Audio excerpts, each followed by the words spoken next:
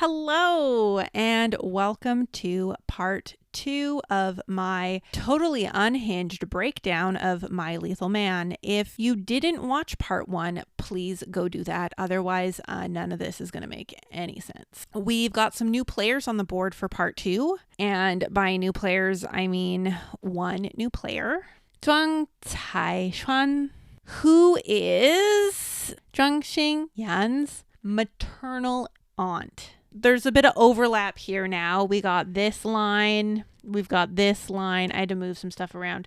And we have this long line attaching Zhang Caishuan to Zhang Meishuan, as they are sisters. They are technically half sisters. That will come up later. She is a tertiary character we see around. She's always got this sour look on her face, like she just sucked on a lemon. We know she runs some fundraising foundation of sorts. She's just kind of like floating around. You know, she interacts with our main characters, and she obviously is Jakai's mother. So we see them interacting, and with Wai Gong and Kwang Yi, who is Li Mufan's dad, who I don't have on the board. He's like an even more tertiary character, and honestly, I just couldn't be bothered. Back to the story. Episode 13, we open to a panicked Yaxin-chan holding Shen Manning as he frantically calls her name. And then we crossfade into them both at the beach while the sound of a hospital monitor beeps in the background. Yes, that is right. She is dreaming about the promised date that never got to happen. We finally get Yaxin-chan's backstory. We find out he survived the car accident, but someone threw him into the ocean, which is why he has thalassophobia, which is a phobia of large bodies of water, and also explains the night terrors. He grew up in an orphanage abroad, and it finally comes out that Zhang Xingyan is dead. It's a pretty emotional scene. Really, I feel so bad for Wai Gong. He finds out his grandson is actually alive, but in the next breath, he loses his granddaughter. It's just brutal. Shen Manning wakes up in the hospital, and Li Mufan tells her everything, like shows her the news article that he is Yan Yi, and she understandably loses it and says she needs to talk to Yaxin-chan immediately, but she can't because Fan Xiang and Yuan Shui are guarding her at the hospital. And Meina actually annoys me here a bit because she just keeps telling our lovely girl here that it's over. You never need to see him again. You can go back to your old life. Just forget about him. It's over. Great, thanks. Why don't you say something useful? They're like basically trauma bonded at this point, you know? Like there is no going back.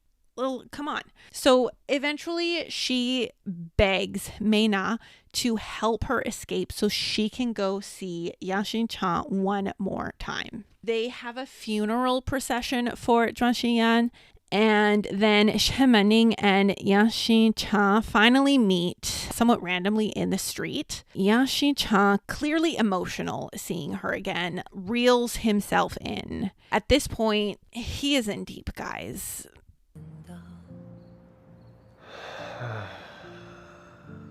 Oof.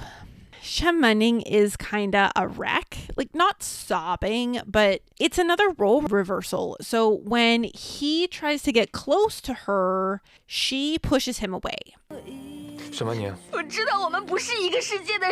He never needed her. He's such an incredible person. He's the heir of La Hai. She knows they are not from the same world. She's from a very humble background, okay? She is not well off. It's just her and her dad. And he is literally going to take over a multi-million-dollar company. The gap is wide. She basically tells him her debt is paid and they're even now. And Yaxin-chan tries to stay composed, but her words hit harder than he expects, I think.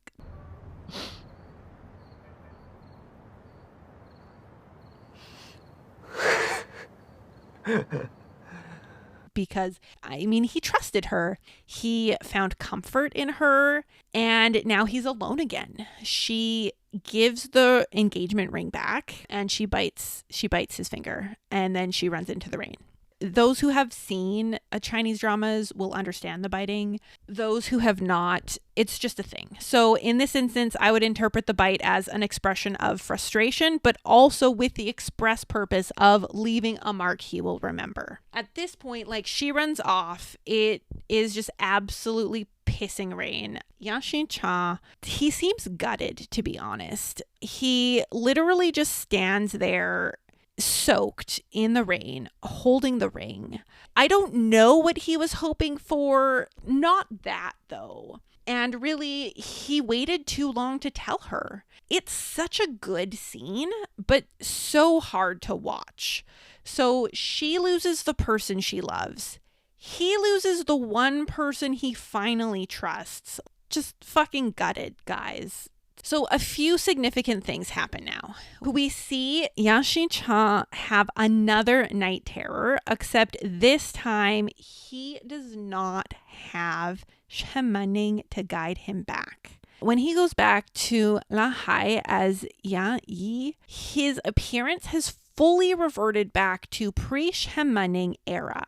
The difference between this two and his progression of vulnerability with Shemaning is striking. And you can say, well, of course, because it's night or morning, he had a shower and so his hair's not styled, but because always before, he kept his persona 24/7. And now that she's gone, he has no one that he can be vulnerable with anymore. And so persona on 24/7 again. Lahai is in turmoil again. The scandal and sudden CEO change has plummeted the stock price, and there's pressure to announce good news, like an engagement with the daughter of another prominent company, like the company that is also another jewelry company that Tang Lin's brother owns. Yes, that's right. The shareholders suggest Yashin Cha get engaged to none other than Tang Lin, and he agrees. When Fan Xiang questions him about it, he says it's the best outcome and they just need to forget about Shemaning. Meanwhile, Shemaning wakes up in her old life in a daze. Everything feels surreal, like waking up from a very long and vivid dream. Li Mufan asks her to consult on some projects. She's unsure, obviously, because he still works for Lahai, but he suggests they start over. This time, she is just artist Shemaning. She hears about the engagement on the news. It's pretty obvious she's having a hard time readjusting back to her life, and she's grieving. I've added her father up here, so you get to see a little bit more of them together. Obviously, it's like him and Meina and Meina's mom, who again is not on here because she's also a very tertiary character, but they all live in the same place. Her mom owns a corner shop. Her dad is happy she's back, but still makes her apologize to everyone for what she did, right? Because Asian etiquette, okay? I'm just going to call Asian etiquette on that. She obviously pretended that she wasn't herself in front of her family and hurt them, so she's apologizing. As for the plot, someone breaks into the apartment where Shemaning and her dad live, and they tear up her room.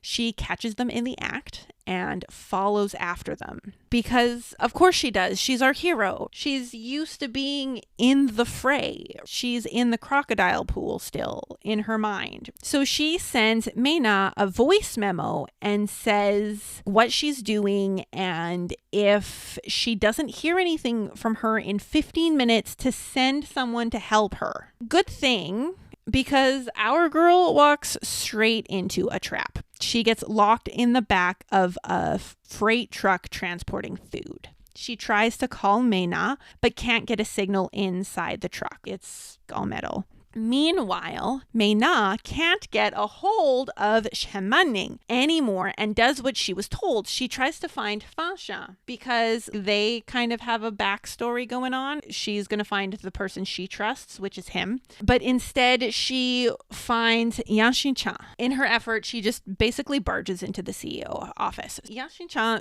seems a bit peeved that she walked straight into his office without knocking and was just like, Fan Xiang, Fan Xiang. But Meina, who is incredibly worried, just blurts out everything. And he's obviously not going to leave his girl hanging, right? So we cut back to Shemaning in the back of the truck, who is staying calm. She's determined to survive this. Her phone rings, and who is it? Say it with me. It's our boy, Yashin Cha. She was calm and collected until she heard her voice.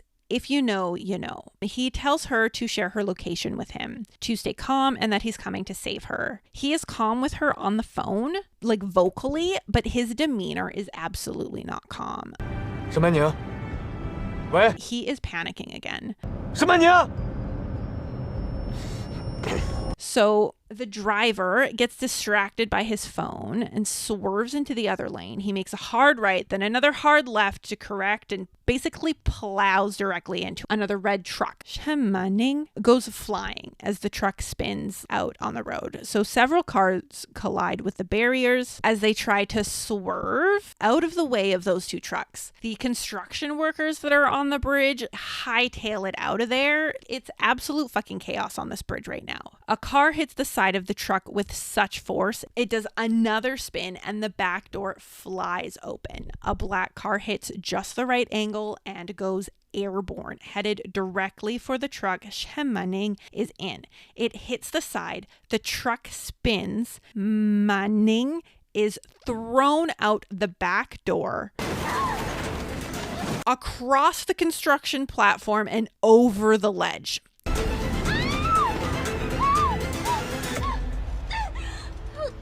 She manages, by some miracle, to grab hold of some of the scaffolding on the side of the bridge. Yashin Cha hits the bridge, swerving in between the crashed vehicles, desperately trying to get to Manning in time.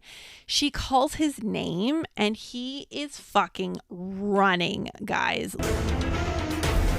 Her fingers finally slip and she plummets to the water below just as Yashin Cha reaches the railing. He yells her name so loud.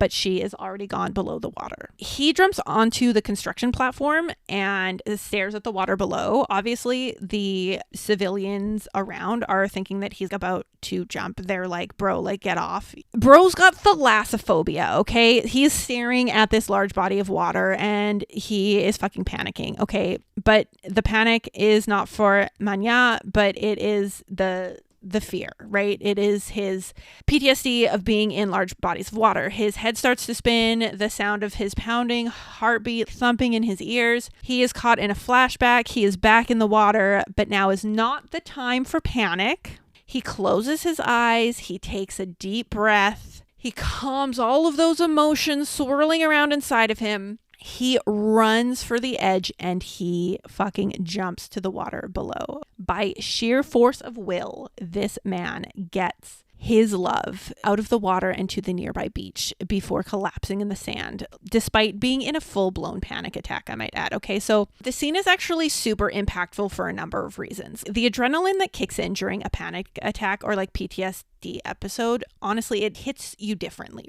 And a person's ability to override that intense fight or flight response is a testament to how strong their will is to save that person. His face as he's trudging out of the water, and when he finally collapses, even the way he calls her name, he tries to lift her again, but he's losing it. He can't. He falls over. And in that moment, his only thought is to catch Manning's head as she's falling over. So she is not injured. Boy over here is literally on the brink of death. His only thought is, I have to make sure she doesn't hit her head. He tries to leave the scene, but at this point is just so far gone, he can't even walk. He falls over repeatedly. People finally arrive, namely Meina, Li Mufan, Fasha, and Yuan Shui. They all are like running. These two go to our girly here, and these two obviously run to their boss. Fasha and Yuan Shui,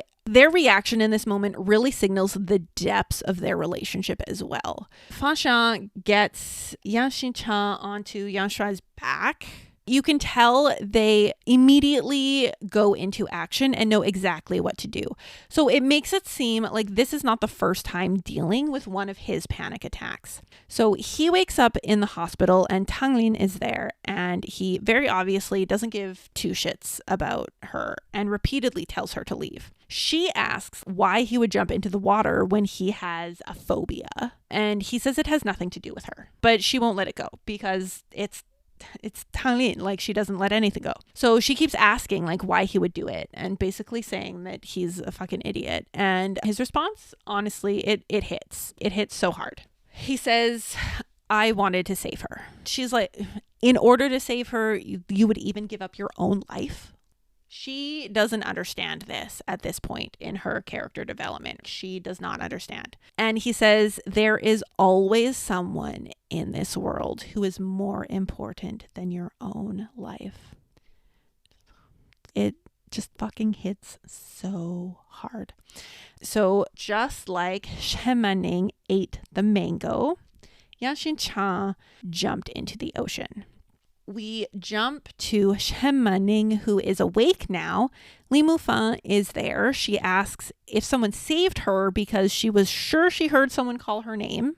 Li Mufan lies by omission. He says many people saved her, like the firefighters and the police and the paramedics and all that. And then basically scolds her for going after the burglar. We get a really emotional phone call during this time between our two main leads. As they look outside a hospital window, Yanshin Chan is very distant and unresponsive to her. Not because he doesn't care, but I honestly think it's just too painful. Like, in order to continue with the plan, he has to shut everything off. He has to cut off his humanity. So without the person who literally brings out his humanity, it's slowly disappearing again. Shemaning tells him about Andromeda's pink star. If a couple sees it together, it means they'll be together forever. Unfortunately, Yanshin Chan, he says he can't see it. I think this holds a double meaning. It's not that he can't see the actual star, but he can't see his star. Shemaning was his light, and she's not there anymore. Because she is gone, the light is gone. Everything is dark. His star is not there anymore. There's a real sense of hopelessness in his words and actions here, and it's honestly quite heartbreaking. Later, after returning home, Shemaning is going through her stuff from the hospital and she finds an envelope.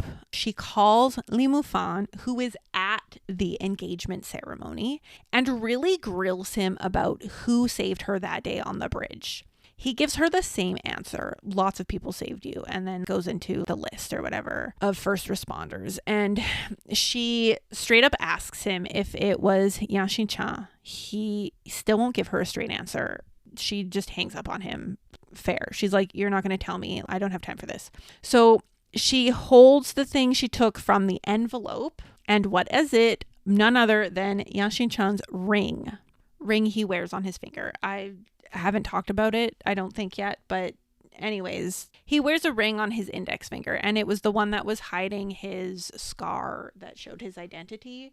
When Yan Yi was younger, he got cut on his finger and it left a pretty deep scar, and in order to hide the scar, he wears a ring on his index finger. That is the ring that he gave to her on the day he saved her. Yanshin Cha and Tanglin are standing at the altar. He goes to hand her the flower bouquet and she stops him. She says it's a big sacrifice to marry just for his family and the company. She basically tells him this is his last chance to show his trump card, but he doesn't have one. The announcer asks if anyone objects, and drum roll please, our heroine runs in like fucking Phoenix Wright. She walks up to the altar, grabs our boy right here and kisses him in front of everyone. Okay, she goes full confession. I love you. I need you to know whatever troubles or darkness we face in the future, anything that happens, I will always be by your side. I don't know what will happen. All I know is I love you. She asks if he is ready to go with her. Yanshin Cha, he's shocked. He looks back to Tanglin And he looks out to the guests and the media and his family, and he's just stunned, speechless. Shen Manning says it doesn't matter if he can go with her now. She takes his hand, puts the ring on his finger, and says, once you wear my ring, you are mine. She turns and walks away, back down the aisle like the goddamn motherfucking queen that she is, okay? Yan Xincha finally comes out of his shocked daze. He marches after her, picks her up, and says, you put a ring on me. How could you just leave? He confesses, I'm yours, and she kisses him. She kisses him passionately in front of everyone. Okay, guys, I don't know if you remember, but this is Asia, okay? People are starting to look uncomfortable by their PDA. They look away. Our leads run out of the venue, down the way to the pier at the beach. It's an epic exit.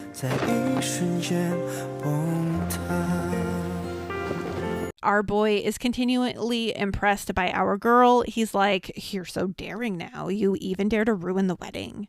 And she replies, not only did I ruin the wedding, but I also kidnapped the groom. And Yan Xincha, not one to let this playful moment go, like, here's some questions like, what if the Zhuang family chases you out? And she's like, I'm not afraid. I have you with me. And he's like, what if Tanglin gives you a hard time again? She's like, you'll protect me. It's fine. Yan Xincha is thinking now. He's like, what if I hadn't gone with you? And our girl, she is a confident queen, okay? She's like, then I try to snatch you for the second, third, and fourth time. I'm confident you'll leave with me at least once. They're both being playful during this exchange, and you can see their dynamic shifting again. Remember, every time Manning shows her character as a trustworthy person, say it with me, it triggers Xinchang's humanity. It's here that he finally confesses everything to her about the murders, about how dangerous things were, why he couldn't reveal his identity, all of the things. He apologizes in his own way by expressing regret for having dragged her into the whole mess. She reminds him that she came back voluntarily, but he presses that it still wasn't the right thing to do. Manning follows up all of this truth-telling by reaffirming her support for him and encouraging him that he must find the murderer. But he has to promise her one thing, to which he immediately agrees to do anything she says. In the future, no matter what happens, he can't keep it to himself. He has to tell her and share the burden.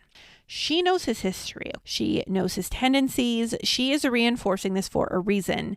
And I do love this role reversal a bit. At the beginning of the drama, Shen Manning had no control and was completely at the whims of Yan Xincha and whatever he told her. But now she is the one in control. She is the one coming to his rescue, and he is the one doing whatever she tells him. Sorry, guys, I had to get a bit more comfortable. My back's starting to hurt. She asks him, the Aiwama, which is, do you love me? He doesn't get a chance to give her an answer because the fireworks are set off by Fan Xian and Mei Na, who are trying to create a more romantic atmosphere for our lovebirds who have just eloped from the engagement ceremony. But our girl is not about to let that go. She pushes him up against the railing, leans in close, and asks again, do you love me? We are really getting a much more confident Shen Manning now. We get an inconclusive, what do you think, from our boy as he pushes her back and passionately kisses her. He still struggles to say the words aloud, even though it's so obvious in the way he looks at her, just like pure adoration and respect, okay? He obviously loves her, but he is still struggling to say the words out loud. From here, we get some side plots. We get Tanglin's downfall after the engagement, where she is helped by Li Mufang. We get some more Fan Xian, Mei Na, and Yuan Shuai side plots because they are their own kind of trio in the background of the story. We might get some Zhuang Taishuan and Waigong ones. Like, honestly, I'm not sure. They're just side plots. And then we do get a threat from one of our main antagonists who is always shadowed and voice distorted. So we don't know who it is yet, but they are pissed that he ran away from the engagement ceremony and put the company at risk again. So then we jump to Yang Xincheng at the company being not so subtly followed as he leaves and goes to his car. He corners the person and attacks, only to find out it is none other than our heroine, Shen Mening, who is there to pick him up from work and asks if he'd like to elope with her. She grabs his keys from his pocket, opens his door, blocks his head as he gets in. Again, total role reversal.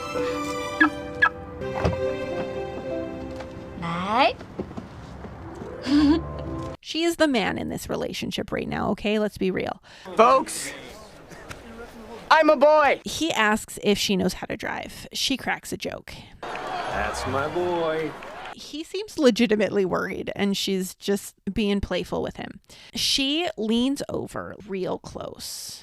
You can see Xincheng swallow 3 times. He is giving off such nervous energy at the close proximity to her.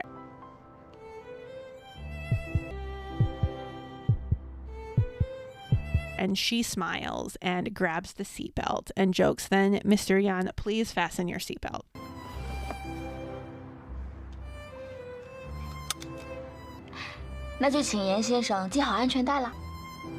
I love the role reversal. It's such a breath of fucking fresh air. She drives them pretty far out of the city so they can see the stars. And she reminds him that if a couple sees Andromeda's pink star together, it means they'll be together forever. He seems to find this both funny and endearing. And he kind of makes fun of her a little for believing this stuff. He calls her a little girl. Completely unfazed, she starts to undo the buttons of his suit jacket. And he's like, what are you doing? And tries to run away. She obviously doesn't let him escape. She pushes him back against the car and continues to aggressively undo the buttons of his vest, stating, when you're with me, you should undo these ties and buttons. This, again, has a double meaning here. Kind of like the progression of his hairstyles. It's not about the clothes, but about what the clothes represent. The facade, the mask. When you are with me, you are yourself. So his expression fully transforms after this. It's so much softer now. And he's like, okay, when I'm with you, I won't wear these things, meaning the mask. He can basically just relax and not have to worry about things. And then as if he's going to catch her, he's like, but do you have a change of clothes?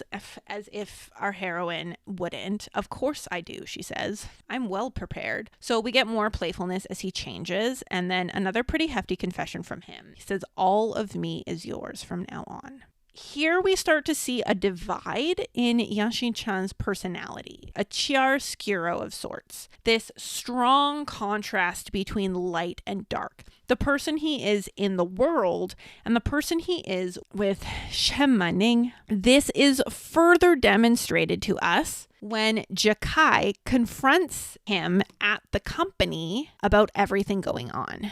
Jakai goes off about a bunch of non-confident stuff, talking to the media and an upcoming shareholders meeting where he plans to challenge Yang Xincheng's position as CEO. Whoever has the most shares will be the winner, basically. This is a power scene as Xincheng grabs Jakai, slams him into the desk. 你到底想说什么? Flicks the lid off his pen, flips the pen around, and slams the nib a mere inch from Jakai's eyeball.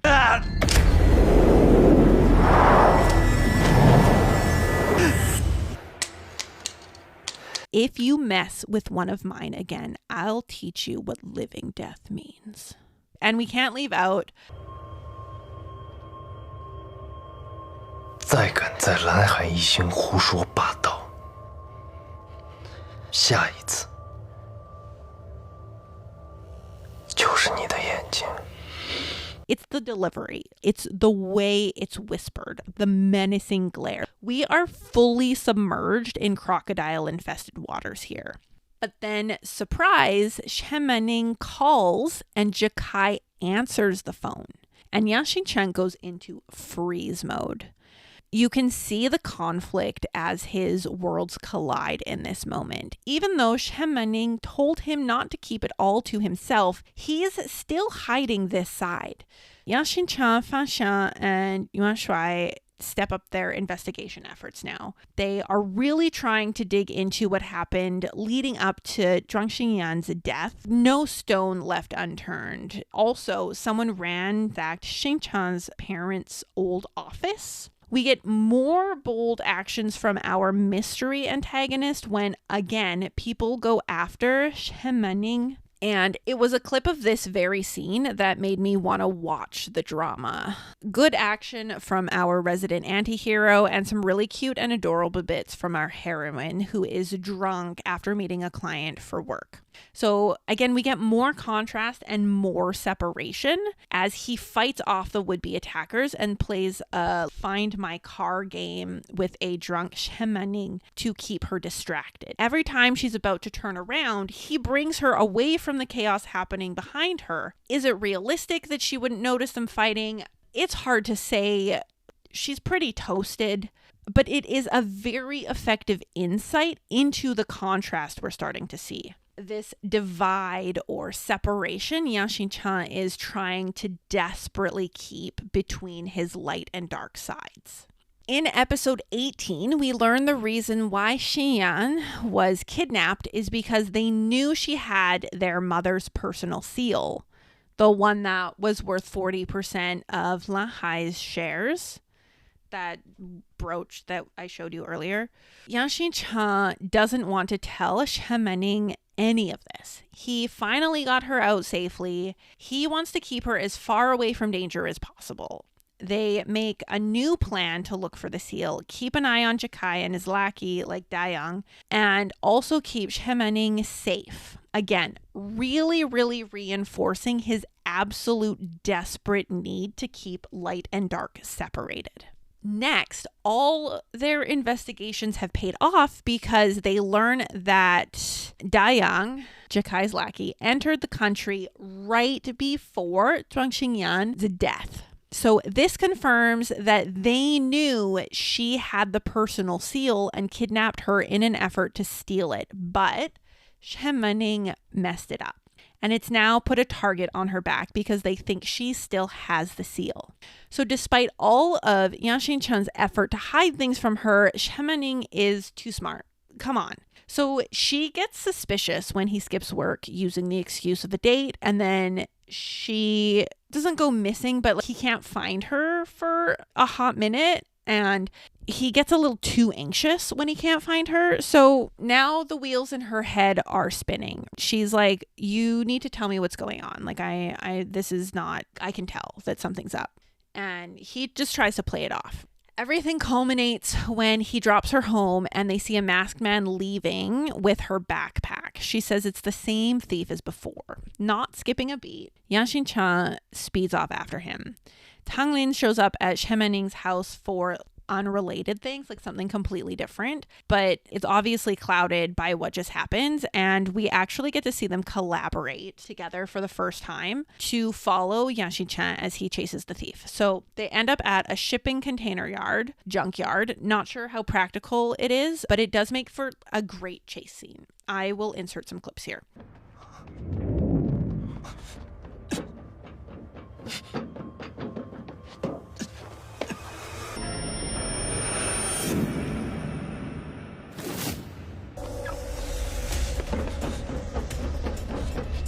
The thief tosses whatever Yang Xinchang thinks he's looking for. He tosses it into a car. Yang Xinchang breaks the window trying to get to it. Shen Manning and Talin run in just as the thief hits a button and a car falls on top of the car that we just saw Yang Xinchang trying to get into. Things are tense, okay? Everyone is in shock. Manning runs to the car, desperately calling Xinchang's name, trying to get into the car. She's basically inconsolable. Tang Lin is just like reeling because this is the first time she's actually physically been in this kind of situation. All of the shit going on in the Zhuang family. And so this is her entry point, okay? Her entry point is thinking that someone got crushed by a car and murdered. She is in shock. She is just like reeling. But obviously, our male lead, who is the main character, is not going to die. So from atop of one of the shipping containers, we hear Manya. And who is it? Like, of course, it's him. How did he get up there? Why is he up there? Do these questions even matter in this moment? So, like, regardless, at this point, it is not possible for him to keep hiding what's going on. So when Shemaning confronts him directly, he confesses everything. She remembers the brooch and promises to give it to him the next day when he goes to her house. Things are also really ramping up with their investigation at this point. We learn a bunch of information about the vehicles and a transportation company that has been around for 20 years.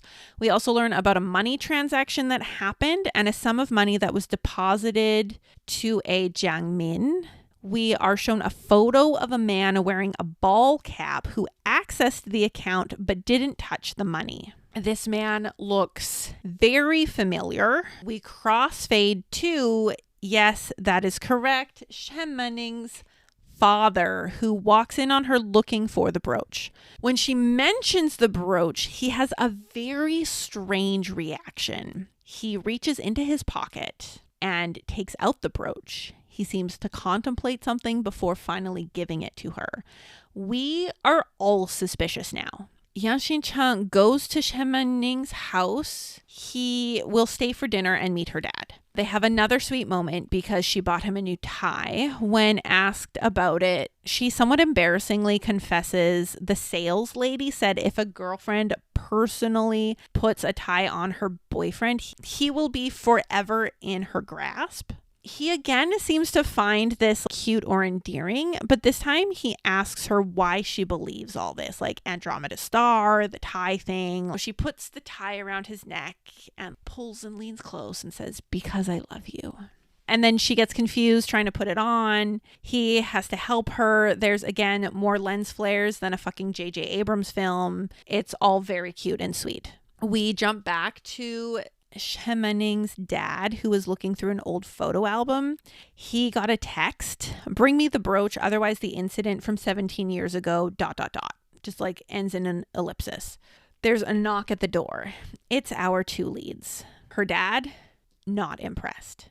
"What do you mean you're dating the guy who brought you to his home?" She's like, "Dad, stop." Yang Xincheng thinks back to the ATM photo. He's like, "Actually, I have another name. Yan Yi." Dad, immediately uncomfortable, okay, asks Manning to go brew some tea. There is a really tense exchange that happens. 对，是蓝海集团大女儿的长子。我父亲是严厉，母亲是庄美轩，我还有一个妹妹。 Things are really heating up. 是啊，父亲当场身亡，母亲落。 And then Manning comes back. Xincheng immediately switches faces. Manning completely innocently within the conversation says her dad is a truck driver. Yes, he drives freight trucks. Yeah, that's right. The same kind of truck that hit the car his parents were in. When she was young, her mom got seriously ill, so her dad had to go work abroad. The atmosphere is getting more and more intense between these two. We see where this is going.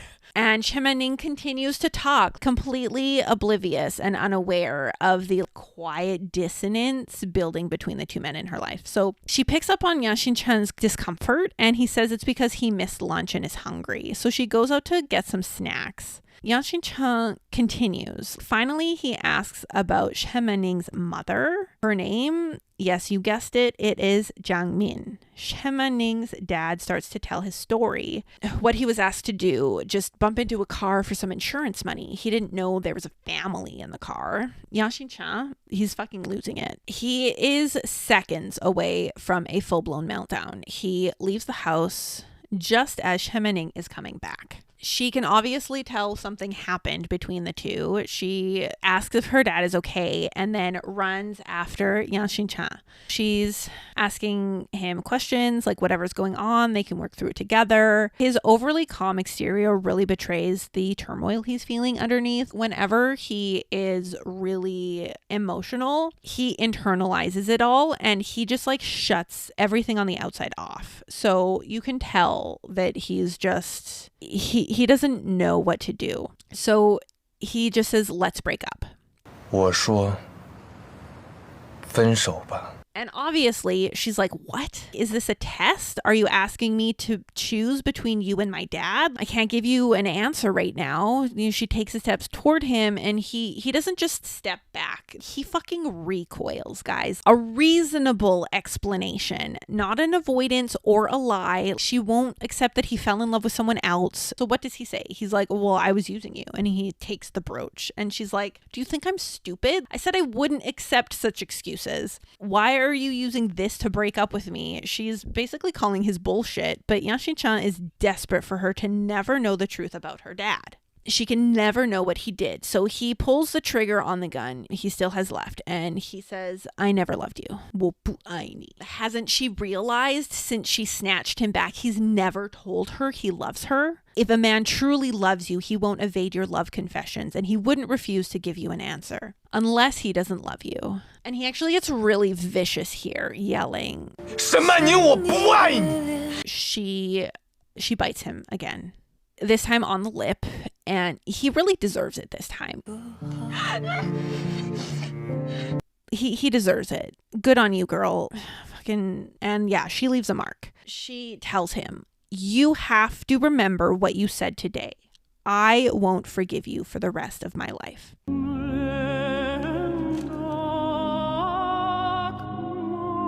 So Xincha finally breaks down.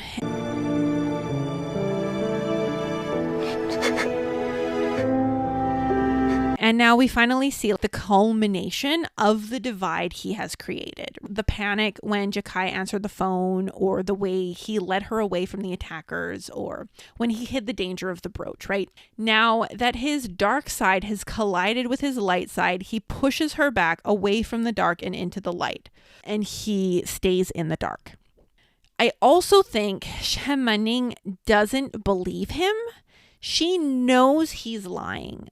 All his other excuses and all the other times he tried to brush things off, like she always said, I know you. I don't think this time is any different. She knows he's pushing her away and all she can do is accept it, which is why she said what she said. You have to remember what you told me. I won't forgive you. Honestly, I feel really bad for both characters because Shen Manning is trying so hard to reach him. And no matter what she does, our damaged little boy just struggles to fully trust her. It's like when you meet someone and you want them to only see your good side. Those other parts, they're scary enough to face alone. Never mind showing them to someone you love. Look at that face.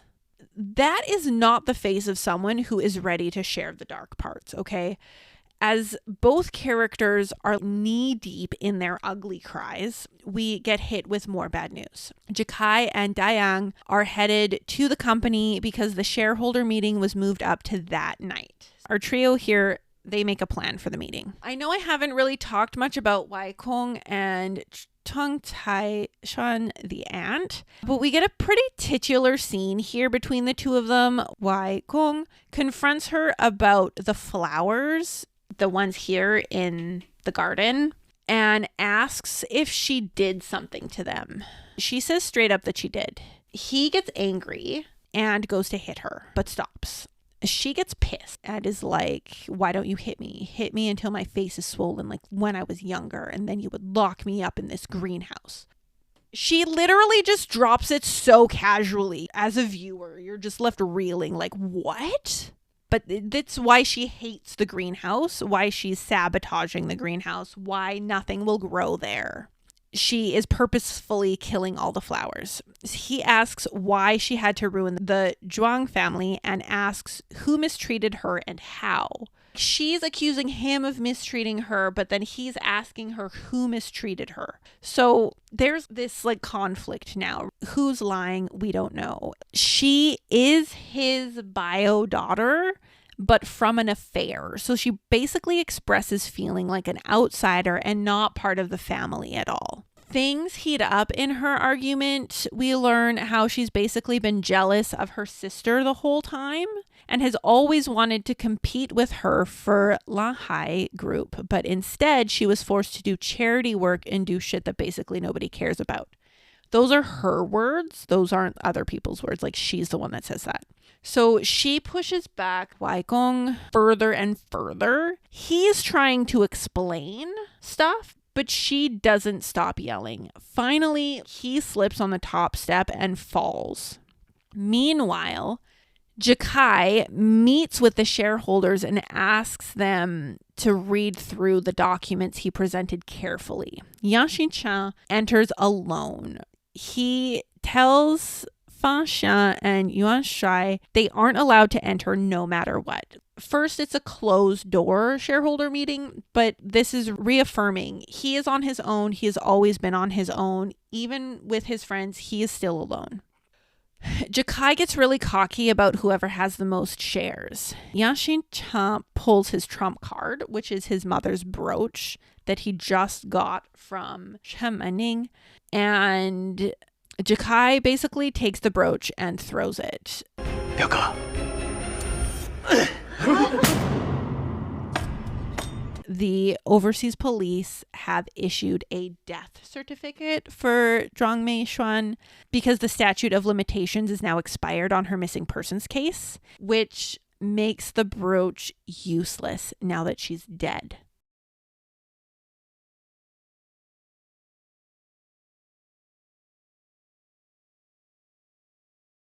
Remember what he said at the very beginning. Now that Zhuang Xinyan is gone, nobody can take over La Haishin because she had the majority shares. Jakai brings up imposter Zhuang Xinyan and brings into question Yan Yi's identity as well.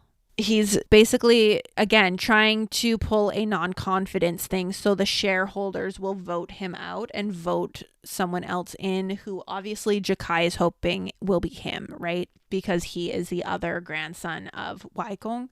So on the other side, Shen Mening and her dad pack their suitcases and rush out into a taxi. Literally, Meina's mom is running after them asking what is wrong? What is going on? Why are they leaving? She calls Meina. And honestly, I have no fucking clue why they're leaving. Why are they leaving? I also don't know what is going on. So Tang Lin and Li Mufan show up at the house. He says he's going to run up and quickly talk to Shen Mening. Tang Lin says she'll wait for him. Right, I forgot to mention this before, but Li Mufan found out about Shen Mening's dad from his dad. What did I say? His name was Guang Yi. So he knows what happened with the freight truck. He knows that the last name was Shen. Meina's mom hears Li Mufan pounding on the door and asks what's going on because they just packed their luggage and left in a taxi. Tang Lin at this moment gets a call from her brother who tells her the Zhuang family is doomed. We jump back to the meeting and Xincha and Jakai are literally 出现在蓝海一心。 They do not get along, guys, okay? And we are cut in with a phone call where we find out the chairman is dying. Waigong is not doing good. Yang Xinchang, understandably, fucking loses it. He's begging the doctors to save Waigong. Cai Xuan steps in and tells him he's not welcome in Zhuanghao's or Lahai anymore. She says he was never part of Zhuang family. She claims he's a bastard child, and she pulls out an audio clip that gives the impression that Yang Xinchang's father had an affair. 你觉得你拿这种东西，我就会怀疑我的父亲和母亲。 You guys, my dad is retarded, but he's not that retarded. She said she's already released the audio to the public so he can forget about Zhuang family and Lahai. And it is at this moment that Waikong flatlines. That is right. Weigong officially passes away. Li Mufan and Tang Lin finally catch up to Shen Mening and her dad in the taxi. They get out of the taxi and they go to just some like covered place outside. And Li Mufan tells Shen Mening about her dad's involvement with Yang Xinchang's parents. She is understandably upset. Li Mufan tries to talk to her, but she just says she wants to be alone. They go to a cafe, basically. She is just reeling from the fact that her dad is involved in their accident, as anyone would be. This is when Tang Lin's brother enters the cafe. He's basically there to take Tang Lin home because everything is in chaos. And he says that the collaboration between his company and Lahai Yixin is not happening anymore. Through him, Shen Mening learns about Wai Gong's passing and also about Yang Xincheng being pushed out of Lahai and Zhuang family. So much going on, guys. Okay, so then we circle back to Yang Xincheng, who is officially alone now, okay? He has no one and nothing. Everyone he ever loved has left. His whole family is dead, including his grandfather now.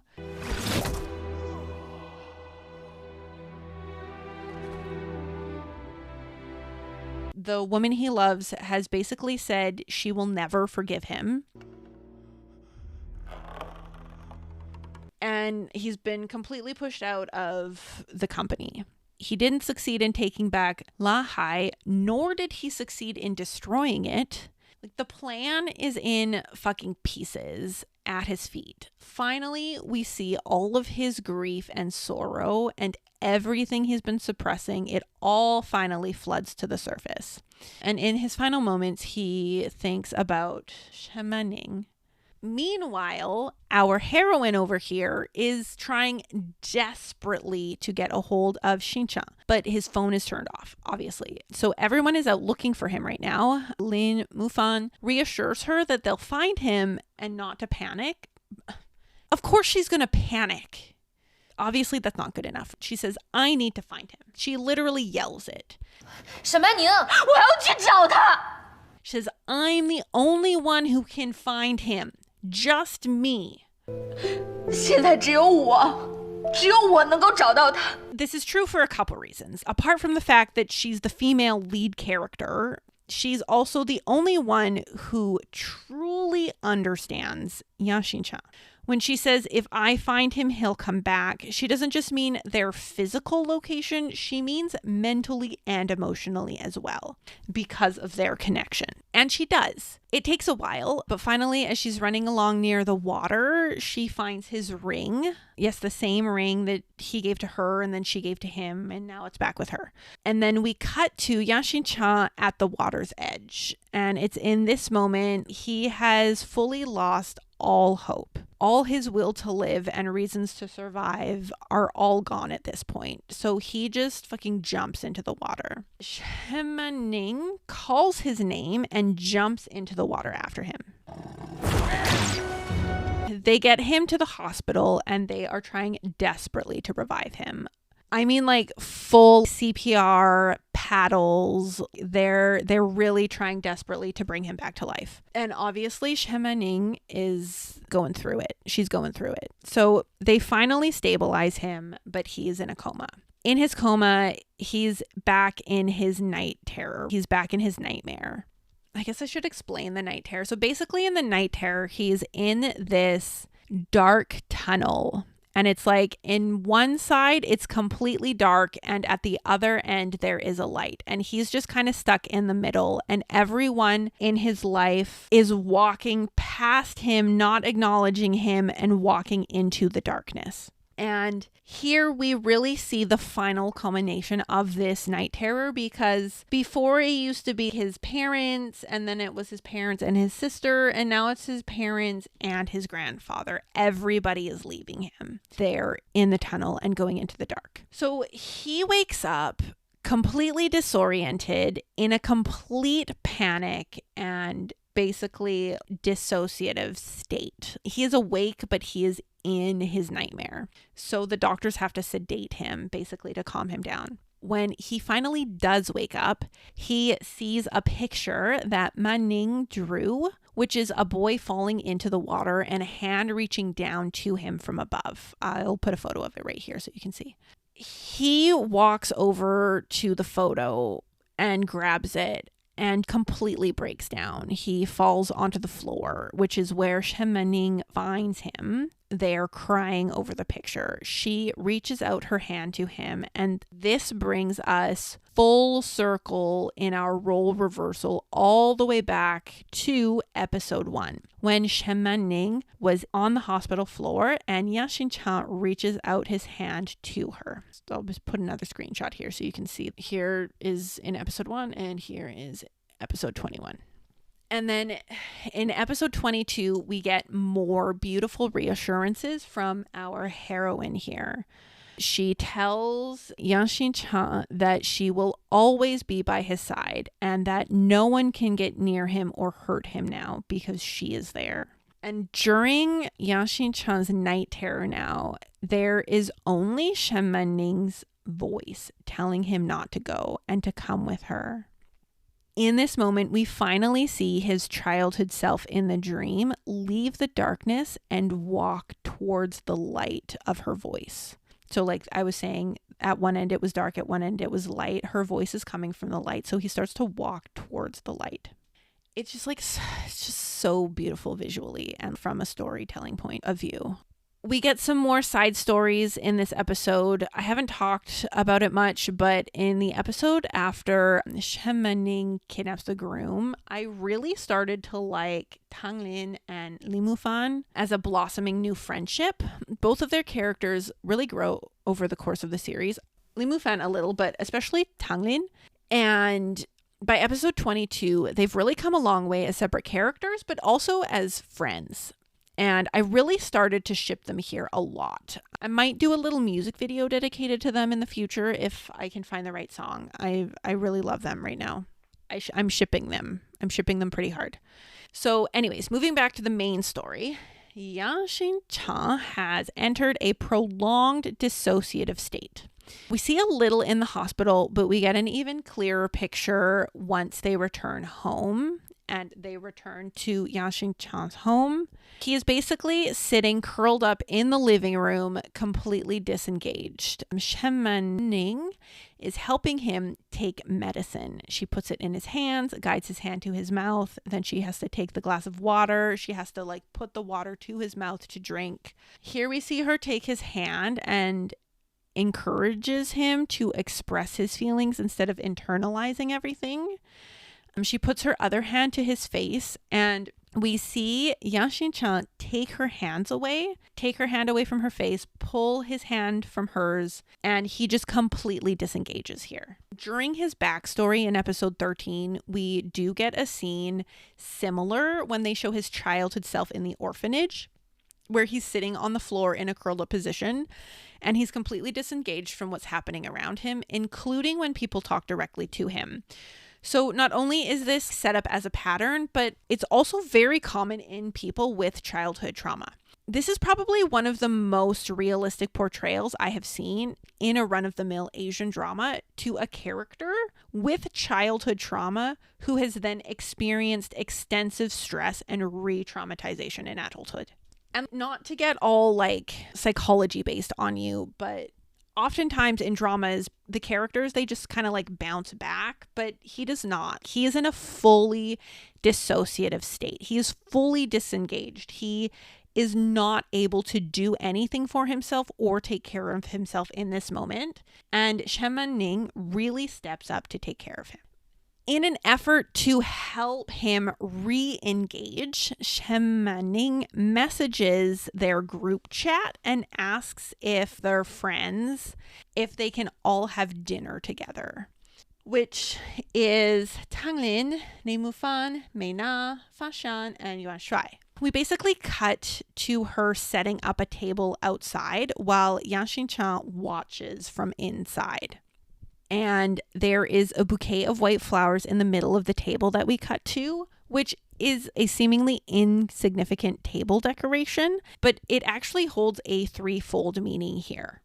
First, white roses can represent new beginnings because remember, Yang Xinchang in his dream has left the darkness and started walking fully towards the light. There's a new beginning starting here. Second, they can represent remembrance and honor to those departed. And there's a lot of those now. So it's like both of Yang Xinchang's parents, Zhang Xinyan and Huai Gong now are all gone. So it represents remembering those that have left us. And lastly, they represent hope.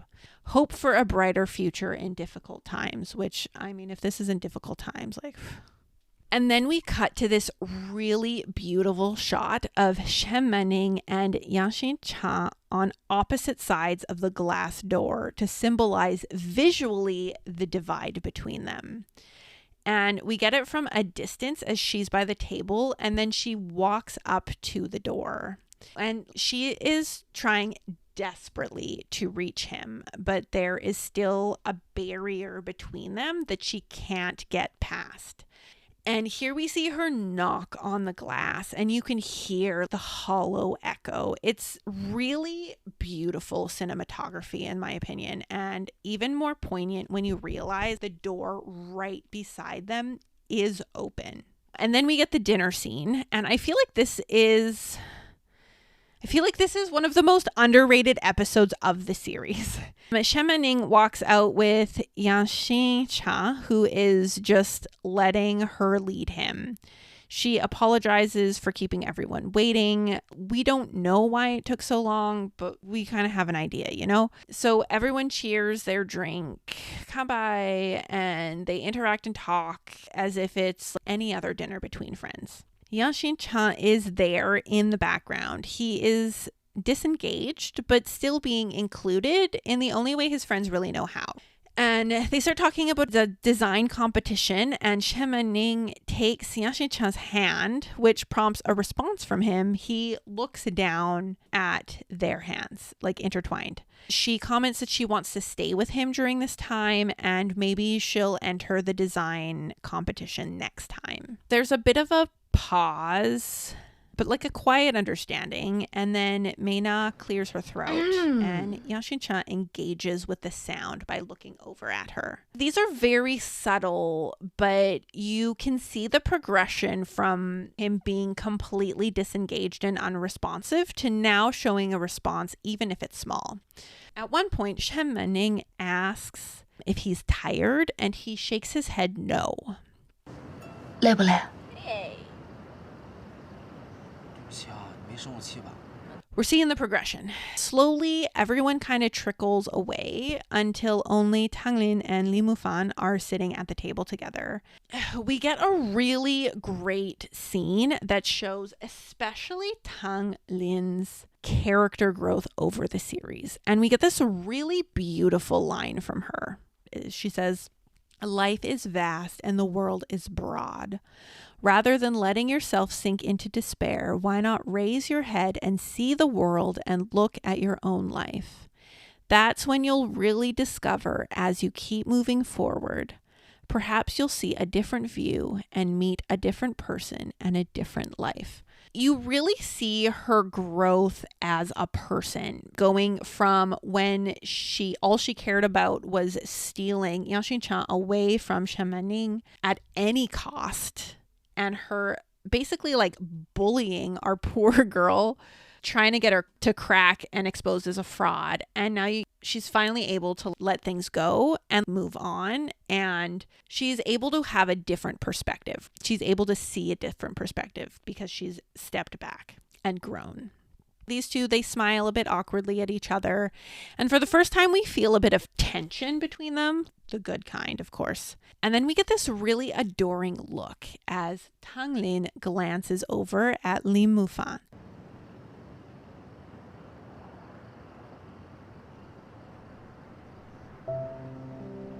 And whether it's filled with romantic love or platonic love, it doesn't really matter. What matters is we see her growth and change.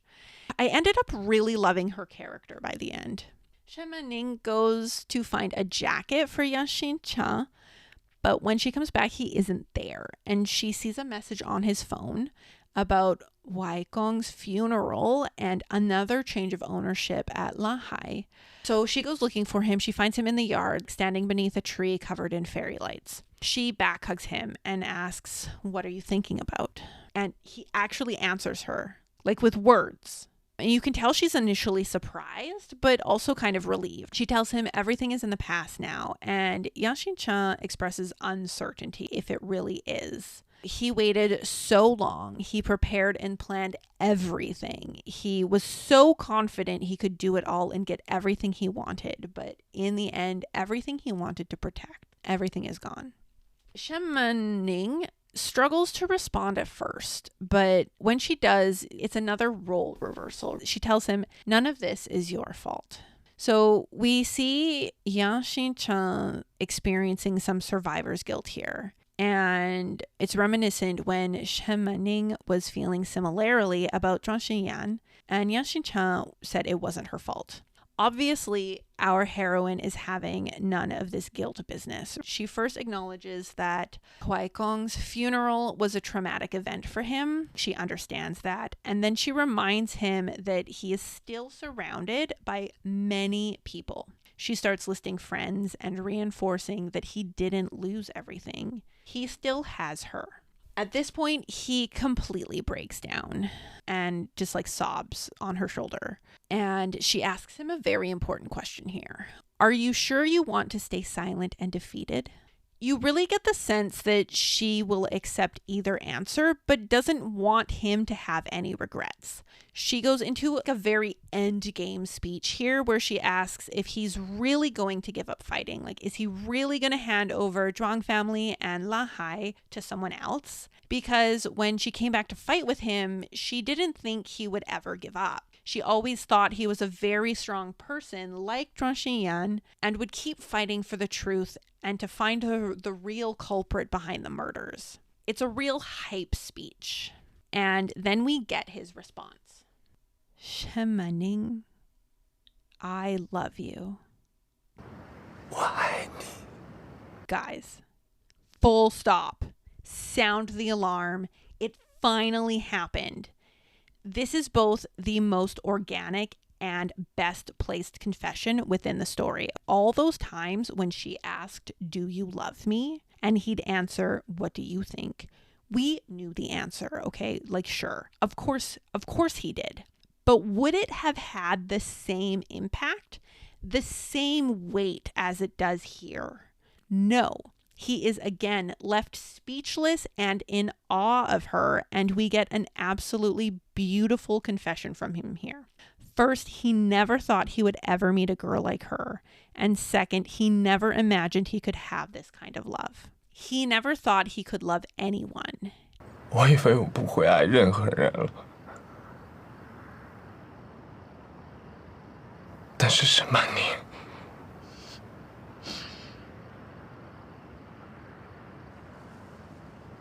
我爱你。 And this is the final reveal. It is the last portion left of his humanity that had yet to be revealed. First, the ability to love, and then second, to acknowledge that love. And the end of episode 22 reveals the second major plot twist of the show. Li Mufang meets Tang Lin a ways like several cities over because she found a very important person living in a care facility. Who could it be? Yes, the only other missing character, Zhuang Mei Xuan, Yang Xinchen's mother. Guys, she's still alive. From episode 23 on, there is a shift. I almost want to argue that Yang Xinchen code switches here from anti-hero to hero. Before he was working in tandem with Fan Xiang and Yuan Shuai, but ultimately he was still alone. He was still their boss. There was still a distance. Even when Shen Mening came back, there was always a distance. He kept everyone at arm's length. Now that distance is gone, so he is truly working together with them. We are given more missing puzzle pieces in the investigation when Chen Maning's dad shows up to the house. He basically tells them that the paper trail of the accident back then will never tell them who the real culprit is, because he isn't the one who actually crashed into Yang Xincheng's parents' car. The thing he was trying to say that day but never got a chance to. So he says he was supposed to but couldn't go through with it. And after he witnessed another freight truck hit their car, but him and his company ultimately took the blame for it. So he wanted to tell the truth, but he was terrified that whoever killed Yang Xincheng's parents would hurt Chen Maning and his wife. Obviously, they had literally just murdered an entire family. So it's not a far stretch to think they'd hurt him and his family. You know what I mean? If he tried to go to the police with information. So her dad gives a very emotional and sincere apology to Yang Xincheng here. And then Chen Maning, our smart girl, has a realization. Someone arranged the car accident twice. Same with her and Xian. They were also hit twice. Her dad also confesses about the message he got about the brooch. Chen Maning and now Yang Xincheng, who is following her thought process, realize all these people are not the same people. So this whole time they've been trying to put all the clues together, but the real culprit is the one hiding behind all of the others. So when someone caused trouble or harm, the real culprit would strike the fatal blow at the pivotal moment. I know right now you're asking, like, but where are the police in all of this? If there's a murder on the loose, why aren't they giving this information to the actual police and letting the investigation go through the proper authorities? And, like, does this look like real life to you? Is that even an exciting storyline? No, it's not. Would you be watching Spider-Man if he just went to the police every fucking robbery? Like, of course not. So just shut the fuck up and strap in, bitches, because shit's going fucking down in the final act, okay? Our main three investigators, Yang Xincheng, Fan Shan, and Yuan Shuai, are in front of the board with all of the clippings and photos, okay? They are pulling everything off.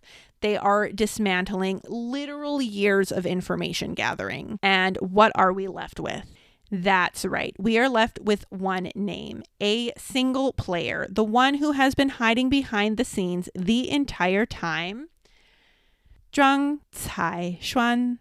We get one final tender scene between Yang Xincheng and Chen Maning where he asks for a little bit of time to finish everything. And since she's the one who encouraged him to do this, obviously she agrees and says she'll wait for him. And then he says he'll give her a gift. Can you guess what it is? It's the star, yes, Andromeda's pink star. And this is really cute because remember before he kept calling her a child and asking why she believed in such superstitions? But now he tells her, they say when you and your loved one sees the star together, you'll be together forever. Guys, he is literally healing his inner child right now, okay? I mean, will he still need therapy? Probably. But this character development is fucking divine. These things that happen and then episodes later pay off in plot lines and character growth is just like fucking chef's kiss. What happens next is truly a hero's move. Yang Xincheng calls a closed door shareholders meeting. Jakai, pissed. But we haven't even gotten started, okay?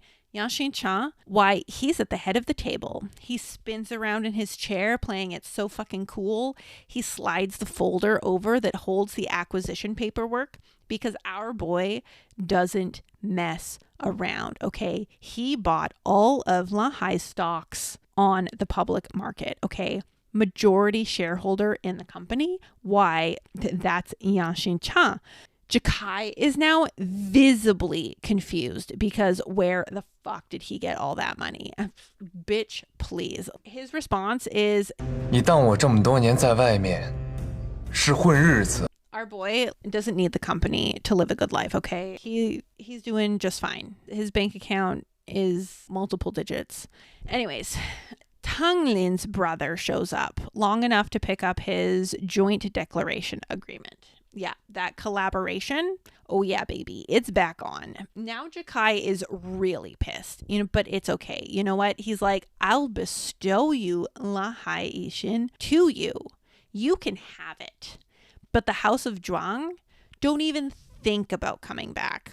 But our boy, oh no, he's just getting started. Yeah.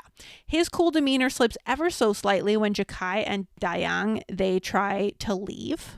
And he basically just yells, no one can leave. And the doors lock shut. Yashin-chan, with so much controlled anger, spits. 我要让你把欠下的债一点一点的给我还回来。 And then our beloved hero drops the bomb. How did you plot to harm Zhuang Xingyan and kidnap Shen Menning by mistake? How did you plan, follow, and set fire? Oh my gosh. Don't you know I'm a savage? Dayang at this point goes into a panic. Jakai is just deny. As if our trio wouldn't come with receipts. Fansha throws a stack of pictures from the surveillance cameras at them, and Dayang runs for the door only to be tackled by Yuan Shui. Jakai, at this point, pleads with Yanshin-chan to believe he had no idea this was going on. I mean, they're cousins after all, blood relatives. And Yanshin-chan nods. Yeah, I believe you, he says, before picking up a photo from the ground. But who is this person? 我相信你，但是这个人是谁呀？ The photo, Dayang and Jakai meeting in an underground parking lot. Jakai rips the photo up, challenges whether it can even be used as evidence before storming off, but the damage has been done. Lahai Ishin is back in the hands of its rightful owner, okay? Next stop, the House of Zhuang. But this time, not alone. Our beloved heroine, Shen Menning, is here this time. When they walk through the door, Jakai is running to mommy with all of his woes about how Lahai has been taken away. But Zhuang Cai Xuan doesn't care about Lahai. All she cares about is Zhuang family. She tells Yanshin-chan to take his identity and ambition and get out of her house. Identity? He laughs. Qualification? He pulls out his phone and plays the real clip and not the one Zhuang Cai Xuan fabricated. Does she care? No, because they're dead. She says it over and over again. They're dead. They died. Girl, do I have news for you? So here we get another long standing payoff. So in the living room, there is a giant painting of the ocean waves. In episode 2, when we first arrive to Zhuang House, Yanshin-chan has an intense reaction upon seeing it and squeezes Shen Menning's hand so hard she winces from the pain. But now he finally gets to walk up to it, grab a club, and he just fucking tears into it, okay? We cut to childhood Yanshin-chan leaving the dark hall and fully disappearing into the light. This boy is getting all of his revenge. He is getting all of his healing in, okay? He is finally getting everything he worked so hard for. We are here for it, okay? We are here for this. This is what we're here for. Tai Xuan asks if she's supposed to be scared, like he just tore into a painting with a club. Without missing a beat, Yanshin-chan says the oil painting has always been a wall in her heart that she has used to surveil every single member of the Zhuang family and even to tyrannize him because she's always known he had thalassophobia. She's well aware because she orchestrated the car accident with his parents. Obviously, she denies it. I mean, there's no evidence. Until Shen Menning holds up a folder and says, the proof is right here, and just throws it at Zhuang Caishuan's feet. Just those. She's not scared. This is nothing. But our girl, you know, she's always got those receipts. She pulls out her phone and plays what? Yeah, the recordings her dad saved as fucking insurance. That's right. Shemaning's like surprised, right? Yeah, my dad's phone from 17 years ago still had these recordings. And you're like, 17 years ago? Could phones even record phone calls back then?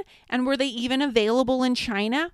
And the answer is yes. For example, the Sony Ericsson K750i. In fact, Sony Ericsson stated that China was a hugely important market and developed products specifically for carriers like China Mobile. So it is absolutely feasible that her dad could have recorded those phone calls back then.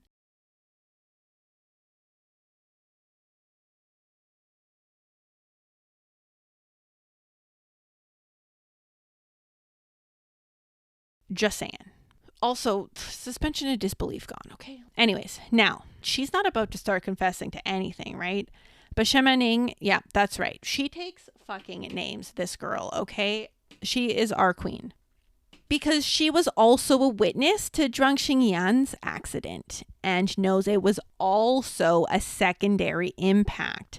Yang Xingchen steps back in with, confessing your crimes is your last chance to redeem yourself.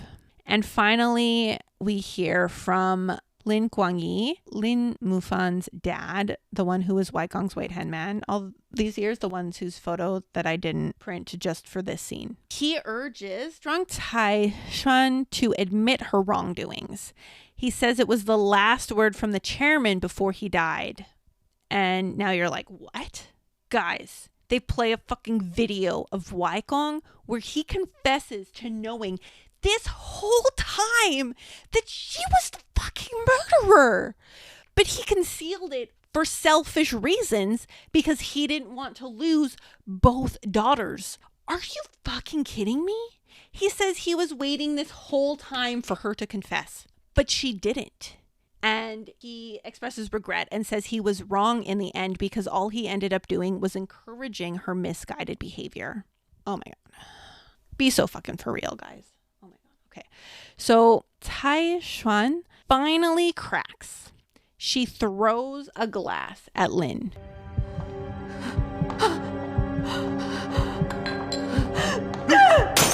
She finally confesses the car accident 17 years ago. Xinyan, it was all her. She hates Zhuang family and wants to see everyone bankrupt and die. Jakai is a little shit, but I did legitimately feel bad for him here. Finding out your mom murdered your family is traumatic no matter who you are. I still hate him and he sucks, but bro, nobody deserves that. So Zhuang Taishuan flees the house. Yang Xingchen goes after her. Shemanning follows close behind. Mr. Lin calls Li Mufan and tells him to come home immediately and to also call the police. Hallelujah, okay? Finally. Oh my God, they're finally calling the authorities. Taishuan hits the gazebo and starts destroying all the flowers and pots, okay?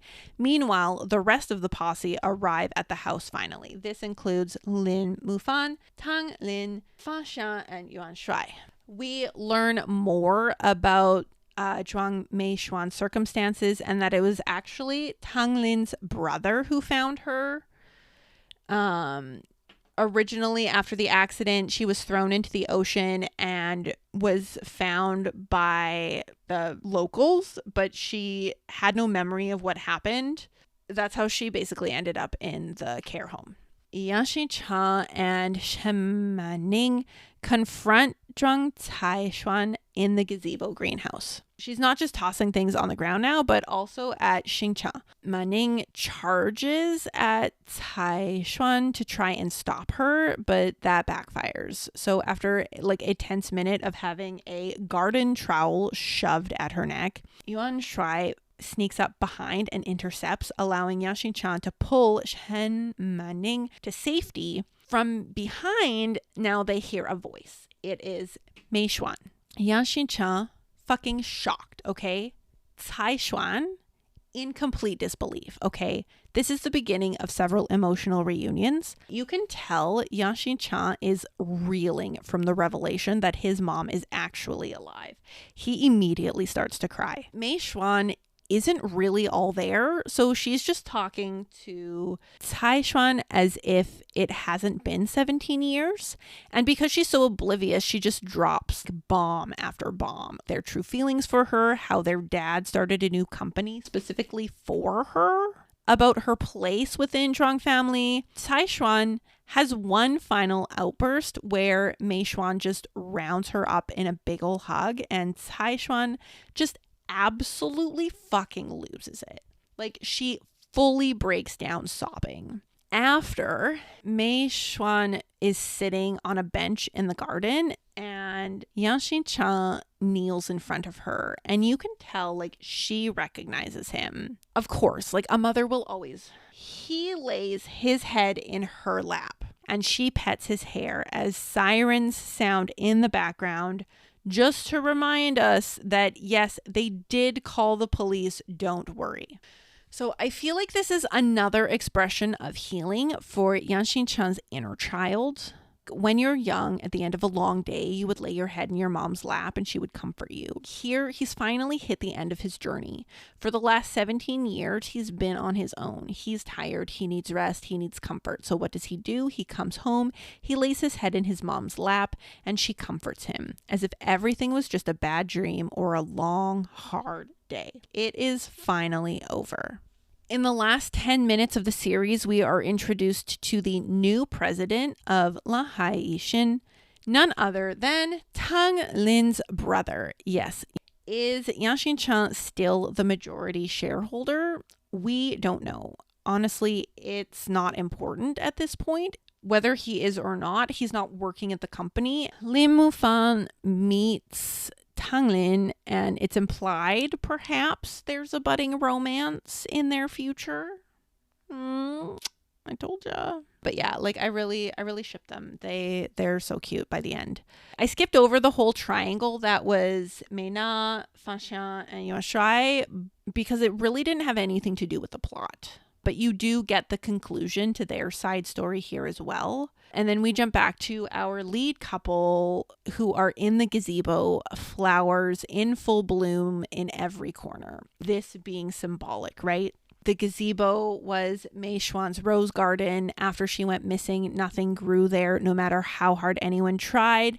Now that everything has been restored to its rightful place, the garden is again in full bloom. So we end with Shen Maning and Yang Xin-chan sitting on the beach, reminiscing about their journey to this point and discussing future plans. It's a happy ending for our main characters, and they also gotta get those last few lens flares in there. Jesus Christ, there's more lens flares in this drama than a goddamn J.J. Abrams film. But yeah, they talk about how it felt like a long dream, basically, and now they just want to focus on the future and not think about the past, which, I mean, fair. Because what a wild journey, okay? Please let me know in the comments below if you like this kind of breakdown and you'd like to see more. We love all forms of storytelling here, and you can learn stuff from any medium, whether it's books or television dramas. You know, if you'd like to see a breakdown of a specific book, show, episode, or scene, please do let me know, and I will see what I can do. For now, I guess I'll see you all in the next one. Bye!